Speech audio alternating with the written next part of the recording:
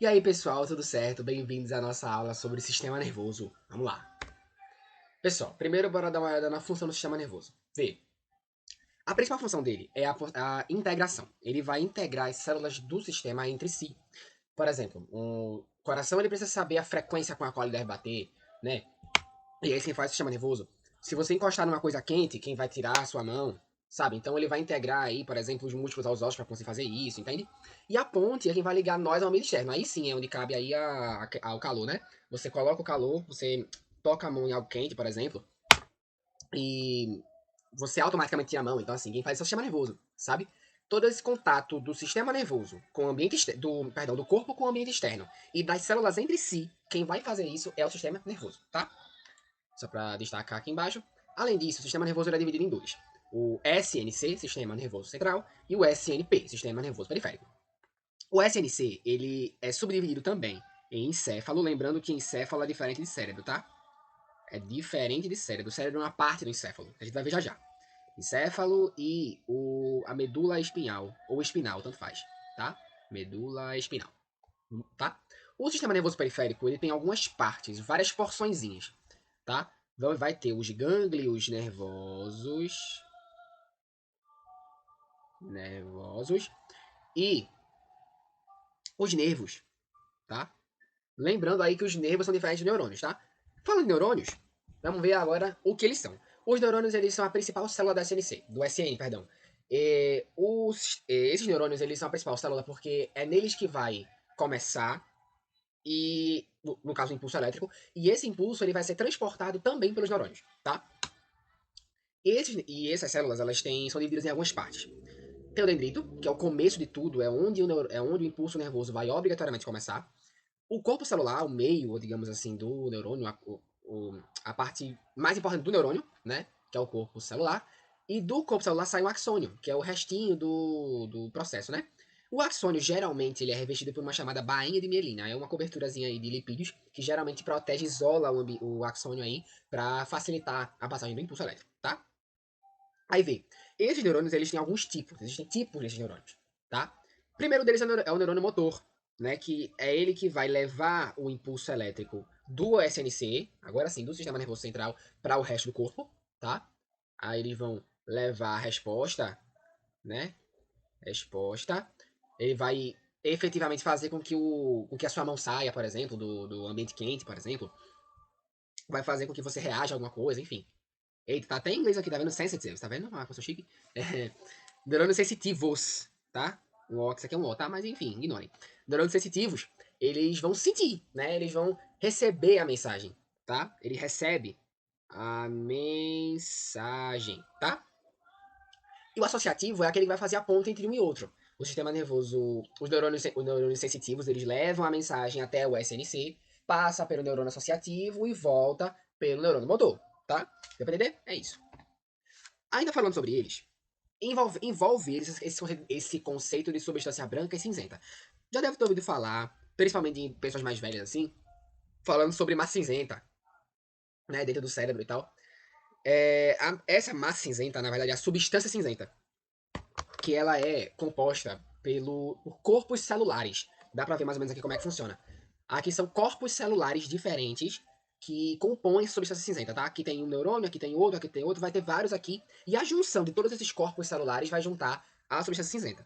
É nessa parte, nessa substância que vai existir a maior parte do raciocínio, tá? É nessa parte que vai acontecer o processo mais complexo da inteligência, do raciocínio, tá? Aqui vai ser inteligência, raciocínio, tá? Essa parte mais complexa, digamos assim, mais difícil do sistema nervoso. A substância branca, não é que ela é menos importante, não é que ela não é importante, mas ela é menos importante, se é que a gente pode dizer isso. A substância branca, ela é composta basicamente por axônios, entende? Não é bem aqui que acontece todo esse processo mais complicado, mais complexo, sabe? Ali vai acontecer mais a parte dos impulsos mesmo, dos impulsos elétricos, tá? A maior parte dos corpos celulares, por exemplo, que é onde tem o núcleo da célula especificamente, que está no corpo celular, vai ficar na substância cinzenta, tá? Beleza? Beleza? Deu pra entender? Aí, pessoal, essa ordem entre substância cinzenta e branca, ela pode mudar se você estiver falando do encéfalo ou da medula espinhal. Se você está falando do encéfalo, O corpo, a substância cinzenta fica na parte externa, no córtex cerebral, por isso que a gente fala tanto de córtex, né? E a substância branca fica no meio, tá? Já na medula é diferente. Na medula, a substância cinzenta fica no meio e a branca ao redor, mas tem uma razão. Isso acontece porque a medula é mais. Um impacto na medula é mais fácil de acontecer do que na cabeça. E se acontecer algum impacto na medula, se a substância cinzenta, que é mais importante, como a gente viu agora há pouco, ela ficasse externa, ou ficasse na parte ao redor, aí, né? Ficasse mais externa que a substância branca, como é no caso do encéfalo, qualquer dano que desse ali podia causar um grave problema, entendeu? Para minimizar esse tipo de coisa, a substância branca fica ao redor e a cinzenta no meio, tá? Hoje, assim, a gente sabe que, assim, danos na coluna ainda assim são muito, muito perigosos, muito danosos, realmente. Só que seria pior se fosse o contrário. Seria bem pior, no caso, tá? Encéfalo. Agora que a gente já viu todo esse processo, vamos bora chegar agora no encéfalo, né? Parte do sistema nervoso central. Vamos lá. Vamos lá. O telencéfalo, que é o cérebro em si, né, a parte do cérebro em si, ele vai ser responsável pela inteligência, pela interpretação e pelo controle, tá? Nós vamos ter aí essas principais funções do telencéfalo, né? E esse telencéfalo, galera, é realmente a parte do cérebro. Sabe quando a gente fala do cérebro e tal? O cérebro que a gente comenta tanto é o telencéfalo, tá? Aí vê só, o telencéfalo, ele vai ser subdividido em algumas partes. O lobo frontal, né, como está escrito aqui do lado, ele vai ser responsável pela movimentação voluntária. Movimentos voluntários, pela atenção, pela sua capacidade de raciocínio, sabe? Pela parte lógica da coisa. Tanto é, galera, que, só uma curiosidade, essa porção do cérebro é a última a se desenvolver. Ela termina o desenvolvimento lá para os 21 anos, mais ou menos. E esse desenvolvimento cerebral, ele acarreta, e essa lentidão no desenvolvimento dessa parte, acarreta no fato de as pessoas dizerem, não, adolescente é sem juízo. Tipo, o resto do cérebro já está desenvolvido, mas essa parte não. Então, a criança, adolescente como um todo, assim, tendem a ter esse problema por causa dessa divagação em. Divagação, não, perdão, dessa lentidão, né, no processamento aí do sistema nervoso, da porção frontal do telencéfalo, tá? Parietal é a parte do meio do cérebro, digamos assim. Ele vai ser responsável pela linguagem. Ele vai estar ali voltado para nossa linguagem, tá? Linguagem, tá? O occipital, a parte final do cérebro, atrás da cabeça, vai ser responsável pela interpretação da visão, tá? A interpretação da visão vai ser aí adaptada no sistema, no lobo occipital. O temporal, que é esse azulzinho que tá aqui do lado, ó, vou até colocar aqui. Lobo parietal, lobo occipital, lobo temporal. O lobo temporal, galera, ele vai trabalhar a parte da memória. Memória visual, memória da audição. É essa parte do lobo temporal que vai fazer isso, tá? Memória, memória visual e auditiva. E por último, não tá aqui na imagem, mas é como se. Imagina que tu tá passando uma faca aqui no meio. Se tu passa uma faca aqui no meio do cérebro. Se tu tirar uma parte e virar ela pra tua frente, assim, e virar o corte pra tua frente, tu vai ver como se fosse aqui embaixo uma outra fase do cérebro, que é o lobo límbico. O lobo límbico, galera, ele vai ser para nossas emoções. Ele vai funcionar para nossas emoções, tá? Então aqui vai ser as nossas emoções. Ele é pouco falado, pouco visto aí nas imagens, mas ele existe. Ele tá, tipo, se tu cortar o cérebro assim e virar ele pro lado, a parte do corte aqui pro lado, vai ver como se fosse uma basezinha assim, uma linhazinha. E esse é o lobo límbico do cérebro. Ele vai ser responsável aí pelas nossas emoções. Vai trabalhar nossas emoções, comportamento sexual, outras coisas, tá? E memória também. Pronto. Vimos agora o telencéfalo, bora pro diencéfalo. O diencéfalo é bem diferente, é diferente. Por quê? O diencéfalo, galera, ele vai servir, vai também fazer parte do sistema nervoso central, mas ele vai juntar vários órgãos diferentes. Primeiro o tálamo, né? E o tálamo, ele vai fazer essa conversa entre as porções do sistema nervoso central. Ele vai unir o SNC, tá? O hipotálamo, por sua vez, ele vai juntar, ele vai promover instintos, sensações. Essa ideia de fome, de sede, de frio, calor, é, sabe essas coisas que você não controla? Tipo, tu não controla quando tu vai sentir fome, tu não controla quando vai sentir frio, sabe? Essas coisas assim que controla é o hipotálamo. Tudo que for instintivo, quem controla é o nosso hipotálamo. Instintivo, tá? O epitálamo, galera, que ele é tanto o epitálamo quanto o subtálamo. eles são menos falados, porém o epitálamo, galera, ele é formado por vários mini órgãos, e o principal é a glândula pineal, ou hipófise. O que acontece? A glândula pineal, ou hipófise, né, que a gente vai falar agora, ela é muito importante, cara, mas é muito, muito importante mesmo. Por quê? Porque ela é chamada de glândula mestra. É aquela que vai mandar em geral, assim, é aquela que vai mandar em todo mundo. Por exemplo, quem viu a aula, por exemplo, sobre o sistema escritor, me ouviu falar sobre essa hipófise, e essa hipófise, galera, produz, por exemplo, o ADH. Aliás, ela direciona o ADH, ela vai controlar a função da tireoide, da, da glândula adrenal, como a gente falou agora há pouco, na aula do sistema escritor, é, os testículos, ovários, enfim, tudo isso aí vai ser controlado pela glândula pineal, tá?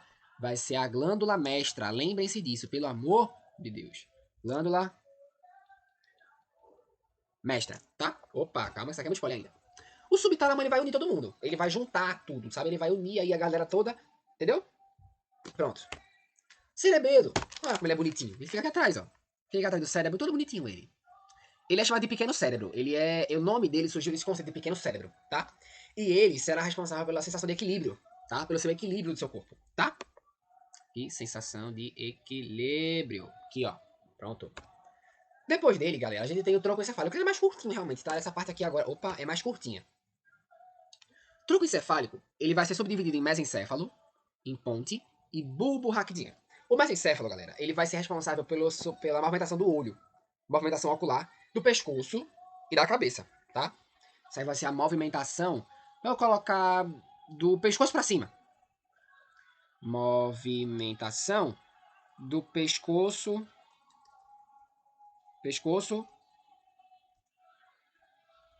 cabeça, tá?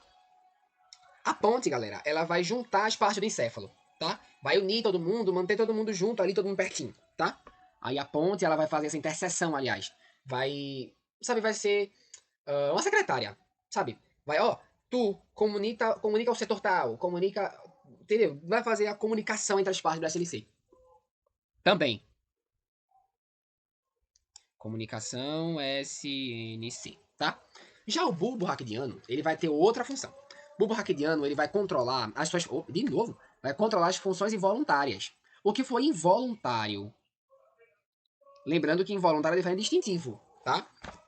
Se você tiver, por exemplo, com fome, é involuntário, mas é mais instinto, sabe? Esse instinto tá faltando glicose, tá faltando alimento. Esse aí é seu instinto.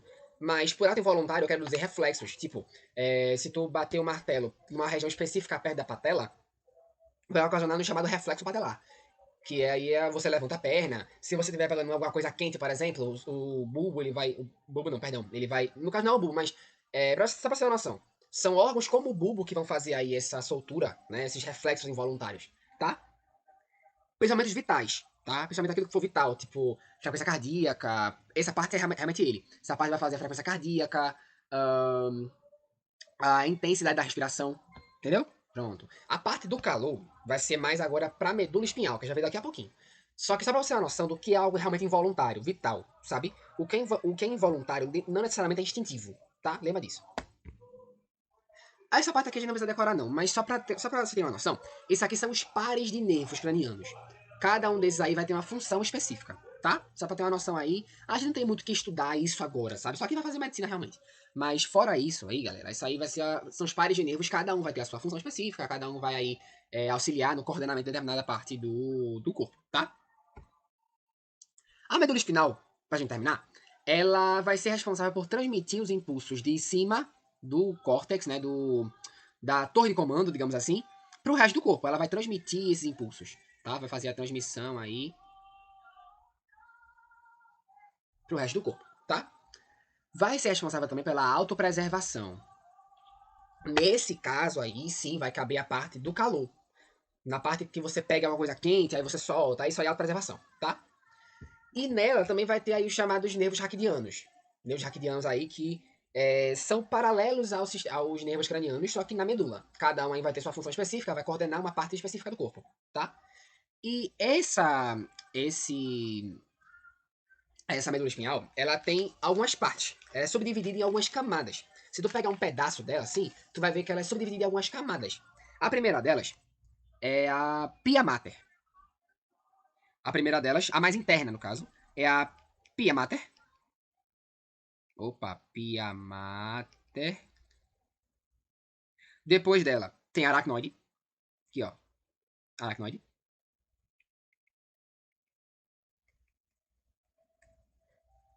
E a dura mater, que é a camada mais externa. Dura mater, tá? Essas são as camadas de dentro da medula, sabe? A medula tem a parte interna, que é a dia mater, mas a do meio, que é a aracnoide, e a externa, que é a dura mater, tá? É isso, galera. Essa parte aí, essa aí foi a parte, essa aula agora foi a parte de sistema nervoso central. A Certas vai fazer mais uma aula aí para sistema nervoso periférico também, tá? Só que se fosse deixar numa aula só vai ficar muito grande, muito extenso, então para encurtar, vamos deixar uma parte agora sistema nervoso central e outra parte periférico, beleza? É isso, pessoal. Tamo junto. Obrigadão aí, bons estudos.